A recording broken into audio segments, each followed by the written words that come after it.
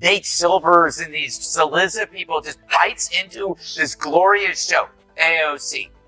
What? She's kind of fun in a silly but earnest, wrong but adorable way. She's like your daughter when she comes back from her first year at Brown, full of half-baked, half opinions, in need of some gentle, patient deprogramming. But people have to realize new faces. All right, folks, buckle up. This one's a wild ride. Alexandria Ocasio-Cortez is going head-to-head with none other than Greg Gutfeld, the master of razor-sharp one-liners who never misses a chance to cut through the noise with wit as sharp as a blade. Where did she grow up again? Westchester. She represents Queens, and she wears plaid, and then she has little ski things with like a 60-pound backpack like she does that. I have never seen, and she showcases her whole life on social media. You can never see her in private. Everything is... Live on air, the exchange quickly turned into a battlefield of fiery political jabs, unexpectedly mixed with bursts of sharp, well-timed comedy. He was on 60 Minutes last night, quite a feat for a newcomer. Must be all her great new ideas. People are going to have to start paying their fair share in taxes. Once you get to like the tippy tops, on your $10 millionth dollar, sometimes you see tax rates as high as 60 or 70%.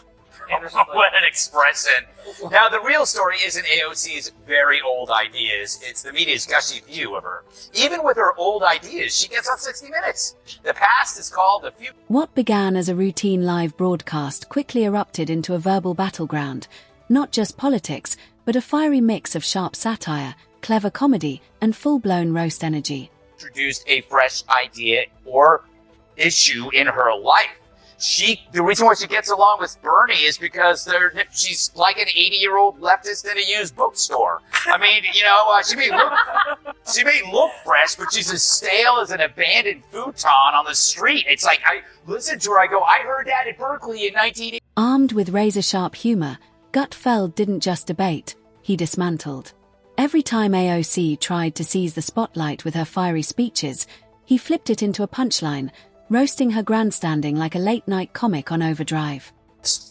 Why is it, Greg, that you can't challenge someone to a debate on the ideas without being accused of being a jerk? Like, I don't think Ben Shapiro's ever catcalled in his life. Well, the thing is, what if a woman had challenged her to a debate? So she's actually being the sexist. I think Candace Owens did. Oh, really? Now there you go. She has, like, because doubled the money. So to answer your other question, she had to cloak her weak ideas in the arm. He honed in on the glaring contradictions between AOC's polished rhetoric and her personal lifestyle.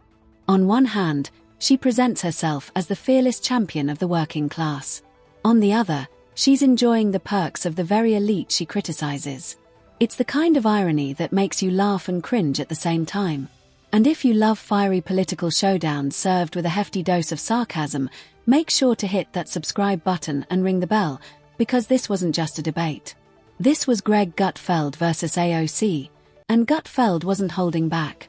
He tore down her carefully crafted image with razor-sharp wit and surgical precision. So by now you heard that AOC, among others, were arrested last night. She truly is an American hero. It was brutal. Taken out in cuffs. Well, technically, her shirt had cuffs. Maybe French cuffs, as she did. See, Gutfeld isn't swayed by appearances. He cuts straight through to the messenger and exposes the cracks in the narrative. Let's rewind for a bit of context. Remember when AOC burst onto the political scene like a lightning bolt? The media couldn't get enough of her, and the public was captivated by her fiery passion and bold persona. I mean, we've done Alexandria every day for the last 6 months. No, but it's true. The thing is, she does represent something. She represents a kind of like the naive romanticism that you can kind of play along and no one questions. You mean the poems that you write when you're 15 years old? But I think that this is a real possibility for her. You know, if she does read and she does actually get up to speed, she could be a challenge. But Sure, she's been celebrated as the fresh face of progressivism, but for Gutfeld, her contradictions speak louder than her slogans. From her financial positions to her personal lifestyle, he sees a wide gap between her message and her reality. And with his signature sarcasm, he tore her proposals apart one by one. Take her well-known 70% tax plan. Gutfeld mocked it as nothing more than recycled economic leftovers, reheated and sold as something new. Then, he zeroed in on her real power: social media. Media would obey. Let's watch the tape.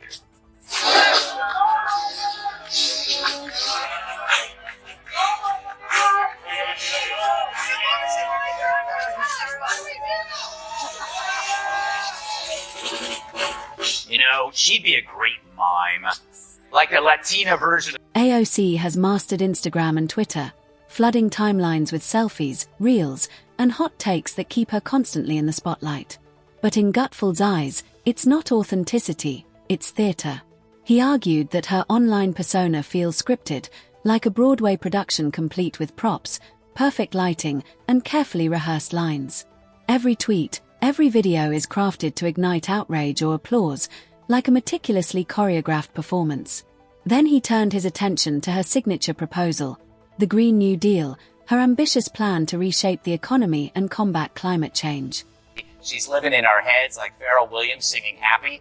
But in fact, it's the policies that live in our heads, and they should live there, because we know so many people who've been brutalized by such ideas. When you hear someone talk about socialism like it's a fun new way to pay down my college debt, you gotta scream. Just prepare to be called awful things for doing so. Today, pointing out the evil of the past makes you... Gutfeld didn't hold back. He tore into the Green New Deal, calling it a giant wish list dressed up as policy, more like a fantasy novel scribbled during a late-night latte rush than a serious economic blueprint. He mocked the contradictions in her rebel persona, pointing out that she's now part of the very establishment she claims to fight. Her supporters, he argued, overlook these inconsistencies because acknowledging them would shatter the myth of her as a fearless disruptor. To Gutfeld, AOC excels more at igniting Twitter storms than delivering tangible results, her ideas still stuck in the sketchbook phase. And with a trademark smirk, he reminded everyone of that infamous tax the rich gown at the Met Gala. Satire stitched in silk, irony wrapped in couture. 60 minutes. The past is called the future, and you better love it. Take AOC's delightful dancing video from last week. The media created a fake story that conservatives attacked her over this delightful trifle. Not really. In fact, the only stories written about the dance were by liberals using it to falsely smear the right. So the press creates... Picture this. Surrounded by wealth and luxury, AOC strides in wearing a gown emblazoned with tax the rich. For Gutfeld, it was peak irony, like railing against fine dining while enjoying a 5-course feast. But the real hook isn't just what he says, it's how he says it. His quick wit, sharp timing, and playful mockery turn political critique into pure entertainment. With every jab, he challenges audiences to ask, is AOC truly the revolutionary she claims to be, or is she more performance artist than policymaker? That's the heart of his argument. AOC sells spectacle over substance. The smoke and mirrors may dazzle, but where's the follow-through? Gutfeld paints her as less of a leader and more of a stage performer. Captivating, yes, but light on delivery. Love him or hate him, there's no denying Greg Gutfeld knows how to keep his audience locked in. His commentary goes beyond politics, it's cultural critique, using comedy as a scalpel to slice through the gap between image and reality. That's why his takedowns hit hard. They're not just punchlines, they're challenges for viewers to think deeper about the difference between rhetoric and real leadership.